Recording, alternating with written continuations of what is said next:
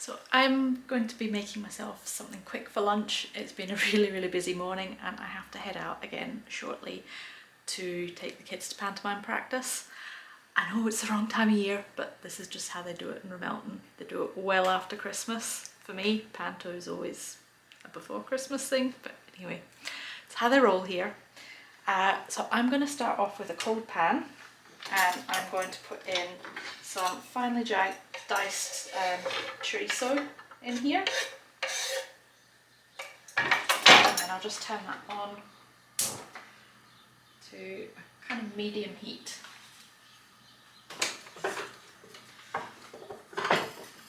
And we're just going to let that warm up. Sorry, I know the lighting's not the greatest. It is actually really sunny, which is wonderful.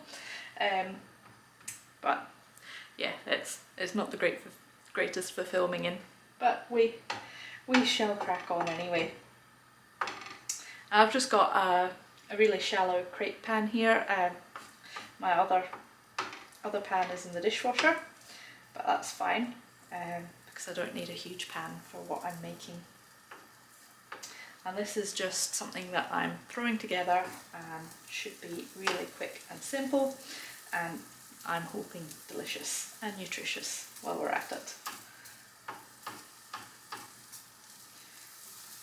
You can see that the oils are starting to be released from the chorizo, and that's why it's really important to start with a cold pan, because if you put it in hot pan, turn that heat down, what happens is it seals the chorizo and the oil stays in there, whereas when you put it in the cold pan and it starts to warm up, that means that the oils are gently released and it's not just sealed straight in.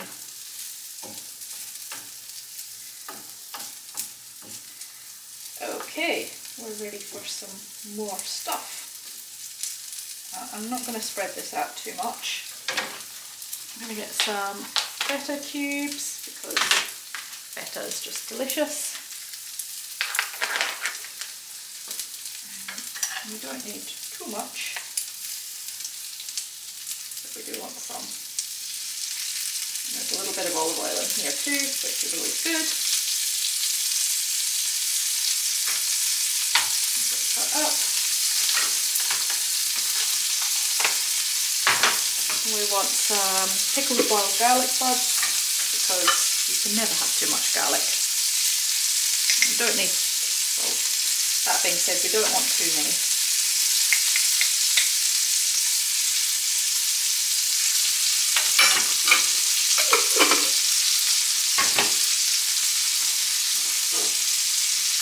Then I am also going to be putting some dried female nettle seeds in, just for an energy boost, because I'm feeling really tired, and these are great for a natural energy boost.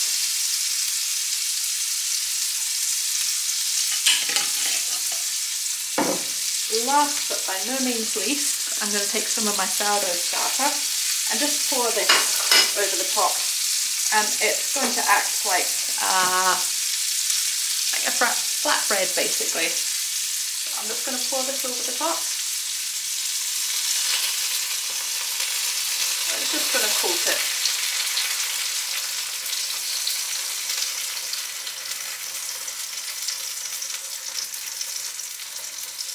And this won't take very long to cook at all. I'm showing you this in real time so you can see just how quick it's going to be. Just scoop this back down, tidy it up a bit, and we'll put this away. The smell in my kitchen is amazing. I'm really looking forward to this. It's going to be good. Turn that heat down a little bit more because we don't want things burning. And we'll get a spatula just so that we can have a wee look in a minute. I'm just going to let that set a little bit longer because it's important to do that. You don't want it all sort of falling apart when you turn it over. Excuse me, the fridge is talking at me.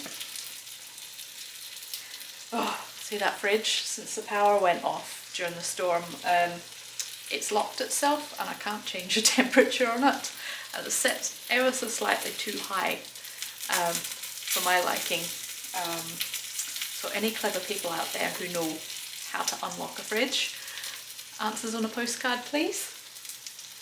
Right, I am going to try and flip this. Oh dear. As predicted, I'm making a mess. Let's see if I can get another spatula. Go for a two-pronged attack. There we go. So I don't know if you can see, but that's beautifully golden, and the feta has melted in there, so it's going to be nice and gooey and crunchy bits of chorizo and the hits of garlic. The nettle doesn't really taste very much. You do get a little bit of planty taste off it, but not much when it's in the dried nettle seed. And it's so good for you. It gives you that natural energy boost. You do have to be careful about how much you take, but what I've put in here is not too much, but it's enough just to give me a little perk up for the afternoon. Just this weather, I don't know, it's been so busy and the weather's been diabolical. My energy levels are just like, phew.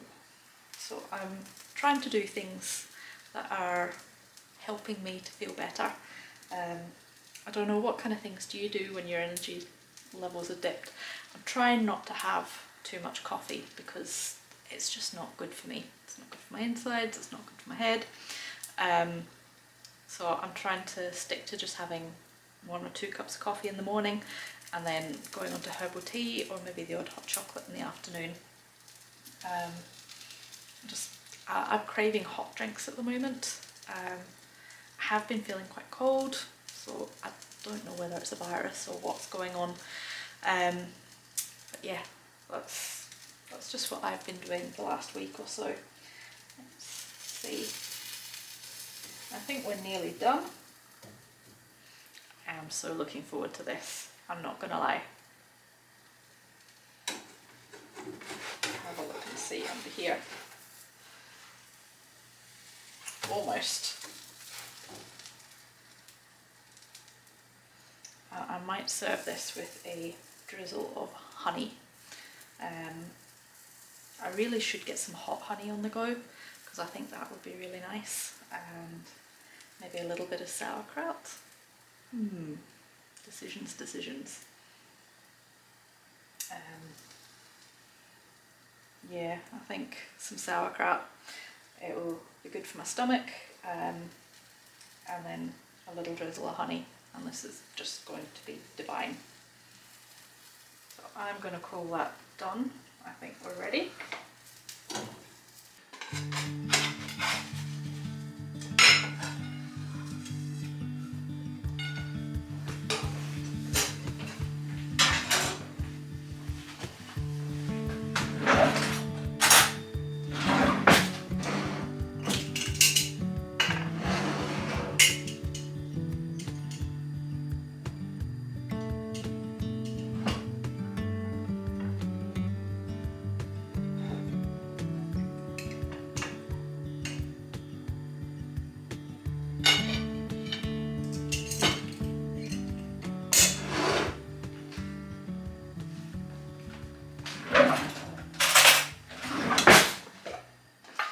Honey's a bit, it's cold in this kitchen, so it's a bit set, but we just do our best to drizzle some over the top.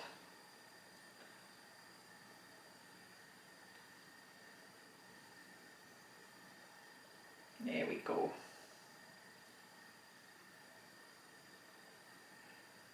Oh, that's going to melt in beautifully. Just scrape that off.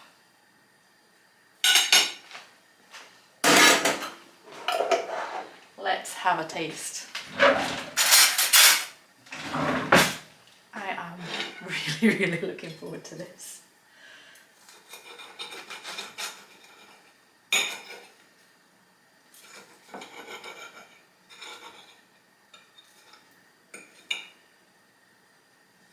some sauerkraut on there.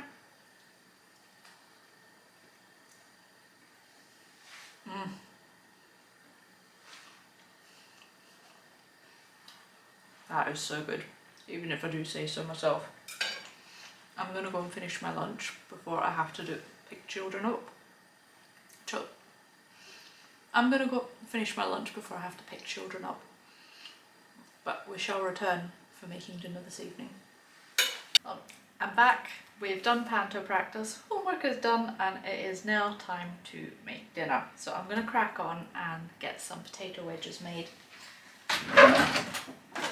First things first, I'm gonna chop up some of these spuds just into rough wedges. Not too big though, because otherwise they take forever and a day to cook. But just into a nice size.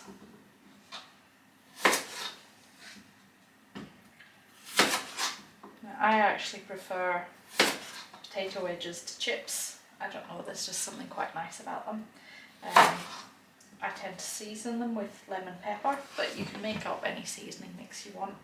The lemon pepper is handy because it's already made, and it's just very, very flavourful.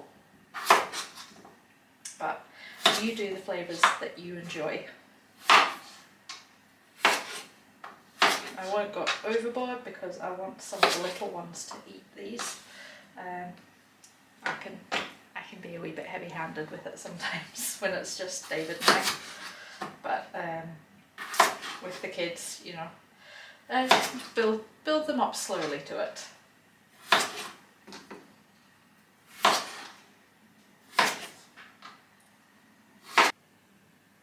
So now that I've finished chopping up all the potatoes, I'm just going to pop them into a bowl and we will put some oil in and add the seasoning.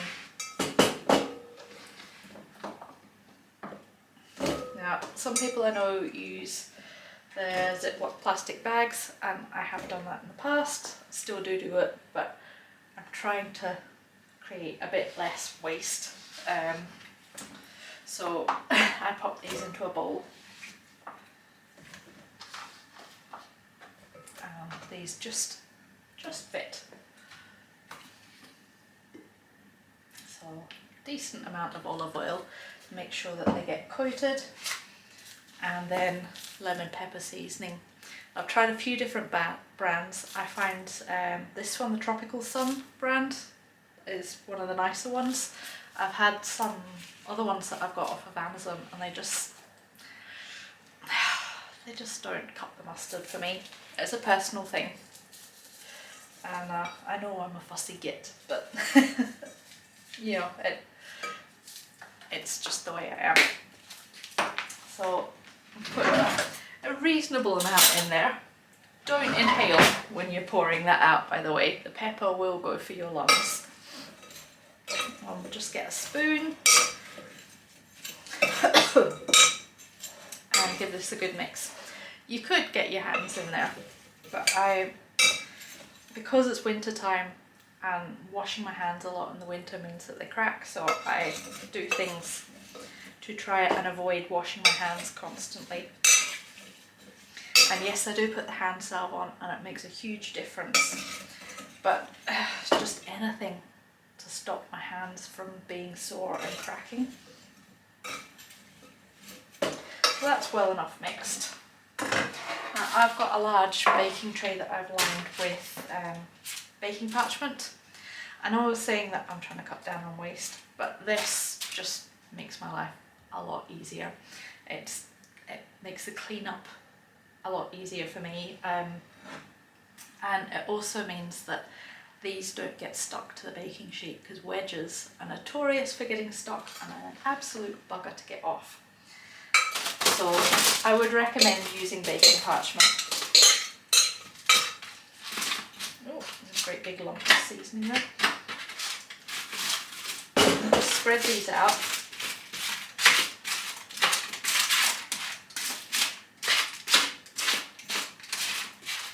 Try and make sure that they're not touching very much. Now, I've preheated my oven to 200 degrees Celsius. It's a fan oven. I'm going to turn it down to about 190 and we will have these cooking probably for about 45 minutes. So I'm going to put these in and we'll come back when it's time for the next part. In the bowl I have got some plain flour and I'm just going to season that up a bit. Grab a spoon. So I'm going to put some mustard powder,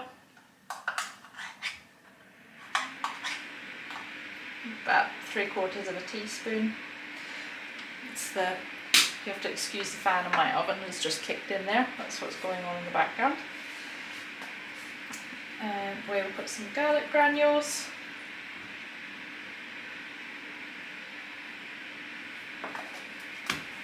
Some onion granules. Somebody left the lid off that a bit, so we'll just break these up.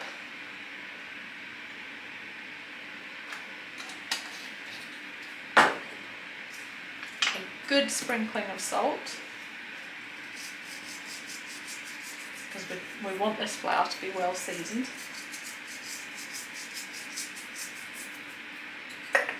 And I'm going to go in with some white pepper, just because I can't find the pepper grinder. If I can get this open, here we go. So put a teaspoon of white pepper in.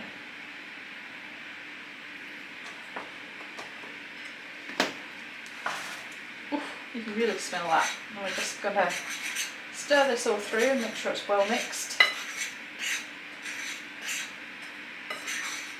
Now instead of doing the whole flour, egg, breadcrumb, I'm just going to flour and then egg and then flour again.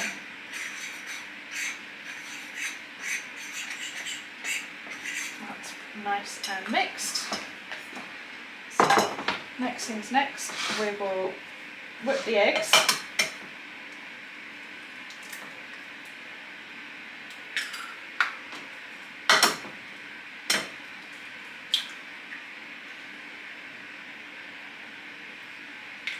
I'm trying to work out how many eggs it will take, but I'll loosen it down a bit with some milk, only because I find the egg can almost be a bit too sticky sometimes. No, we don't want a spoon, we want a fork.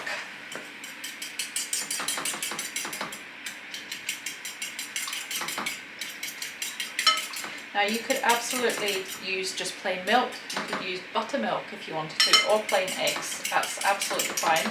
This is just my preference. And again, I might need to make more of this up, we'll just have to see how we get on.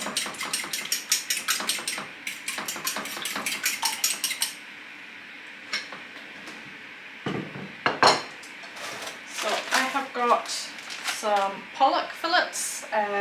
David caught these pollock last year, so I defrosted them in the fridge yesterday, but overnight. There's some beautiful fillets. They're just starting to get a little bit freezer burnt on the back there, so it really is time to get these used up. And I'm just going to turn these fillets into goujons. It's a great way to get kids to eat these, or the ones who will eat it, to eat them. I'm just going to cut down this central line here. Now these have been filleted, so they should be completely boneless. David's quite fastidious when it comes to filleting fish. Hate it. Not that I ever really buy fish from the supermarket anymore, or the fishmonger, but anytime I have, and it's marked as boneless, and it's absolutely not. And you have to go back in and refill it. So yeah, I'm spoiled. What can I say? I'm just going to cut this up into chunks.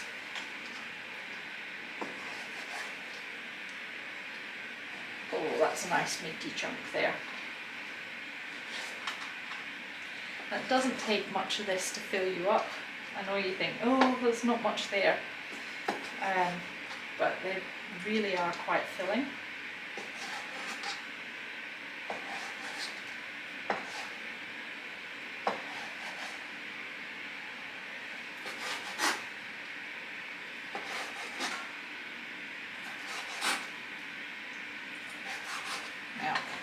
I'm going to wash my hands and put some gloves on because I cannot stand the feeling of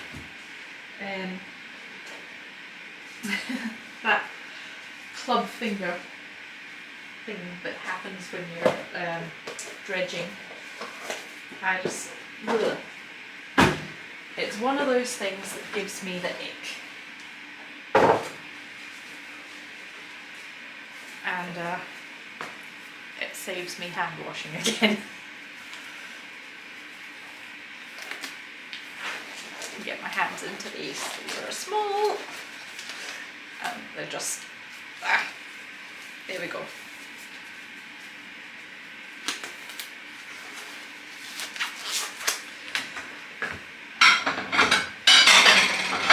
Just get a plate to put these in. And then we will get started. So by doing the double dipping method, we're ensuring that it's getting that crunchy coating and it doesn't all just fall off in the oil as soon as it hits the frying pan.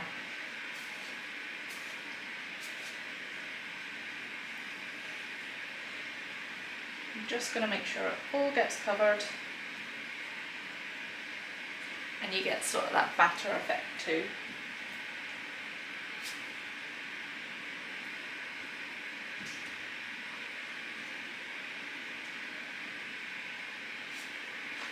And we start the process all over again. I have got a frying pan here that's got some reasonably high sides to it, and we're going to shallow fry this fish.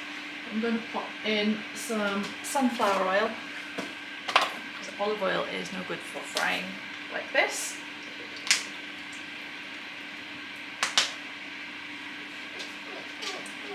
You have to excuse the dog, it's his dinner time, and he's letting us all know. We'll let this oil heat up. I reckon we can probably cook this fish in about 2 batches, which is not too bad.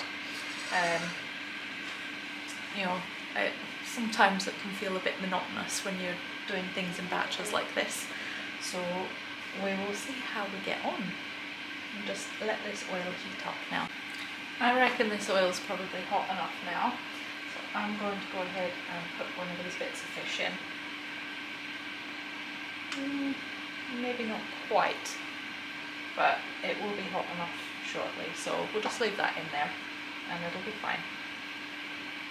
Now I do have a deep fat fryer, but when you're doing fish, you know, you would want to be using the fryer for fish just before you're about to change the oil, because otherwise it will impart its flavour to everything that is cooked in it, which is fine if that's what you like, but yeah, it's just, I find it's a little bit easier to control on the stove top doing it in this method. Let's see how we're getting on. It's sounding promising on this side anyway. There we are. So it is important not to overload the pan. And remember, when you're putting stuff in, always lay it away from you.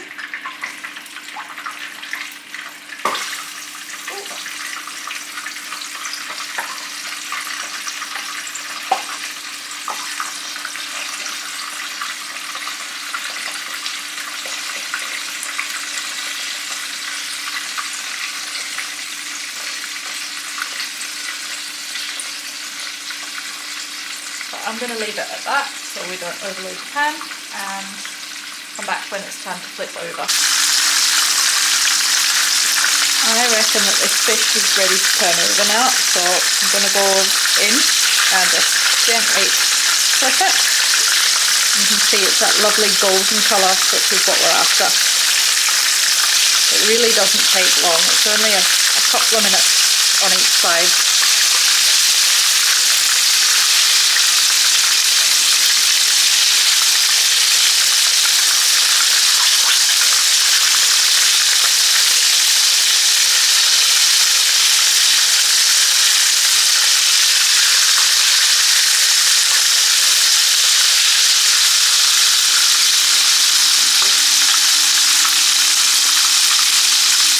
Now if you wanted to, you could add, for a little bit of extra crunchiness and tropical twist, you could maybe add some coconut into the flour when you're dredging it, or breadcrumbs if you're going to breadcrumb the fish.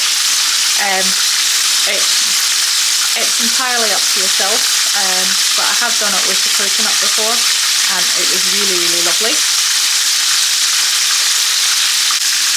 That's the fish all cooked. Time to take this batch out and get the next batch into the pan.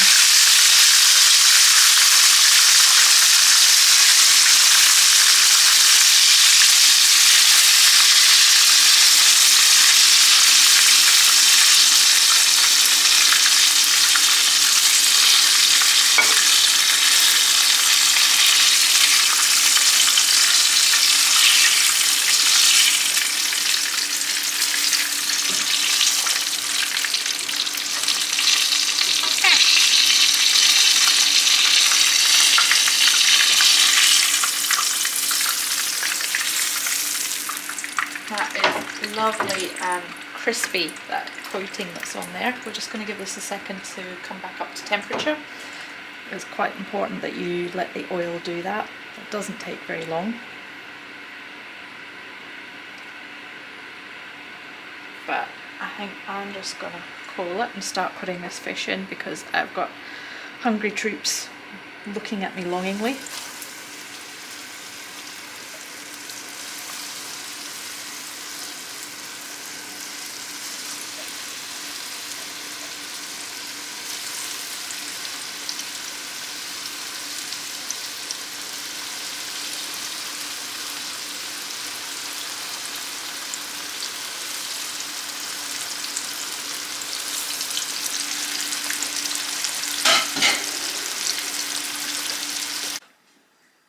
Here we have dinner all plated up. We've got the wedges, we've got the fish up the back there, and then we've got the quick pickled tomato and red onion salsa salad type thing. I'm really looking forward to this. Thank you so much for joining me this week, and I hope you've enjoyed this video.